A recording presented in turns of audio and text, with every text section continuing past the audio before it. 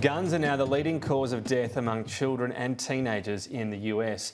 Every day, an average of 12 children die as a result of gun violence. But any legislation perceived to affect the right to bear arms has been vehemently opposed in the corridors of power in Washington, DC.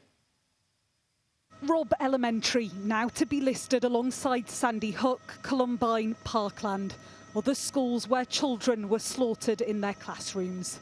In Washington, flags were lowered to half-mast. But will this symbolism be joined by action?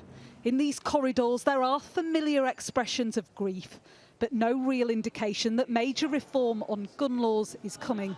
There were 20 little children of a similar age killed at Sandy Hook.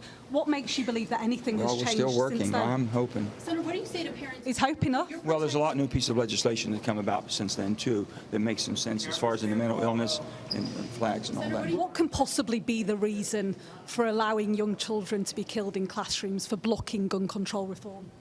Well, especially in Texas, where they have what they call constitutional carry, which allows anybody to get a permit to keep the gun concealed, a handgun. And many of these are military-grade handguns. Obviously, this is a tragedy beyond description. And we all, I don't know one member who doesn't agree with that. And a lot of things are going to be tried, and I'm just not going to piecemeal this. But there are senators blocking these gun control reforms, aren't there? No, did. All right. Thank you very much. The shooter, Salvador Ramos, was able to legally buy assault-grade weapons once he turned 18.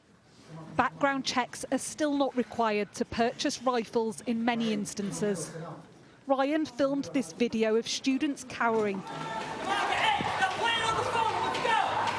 as his school in Parkland, Florida, was targeted by a gunman. 17 people were killed. I was alongside 19 other students and a teacher in a closet in the school newspaper department. There, we feared for our lives for 2.5, 3 hours, not knowing if we were going to make it out that day. Ryan, there are lawmakers in America who are deliberately blocking gun control reform. As someone who has survived a school shooting, how does that make you feel? Whether one stands against blocking certain weapons of war from being on our streets, that's a matter of opinion, and you're free to have that opinion. But frankly, we have a gun violence epidemic in this country. People are being shot and killed every day, and we need solutions. Single file. In Florida, they now have the red flag rule. This allows police to temporarily confiscate weapons from individuals deemed to be dangerous. But even that law has met resistance.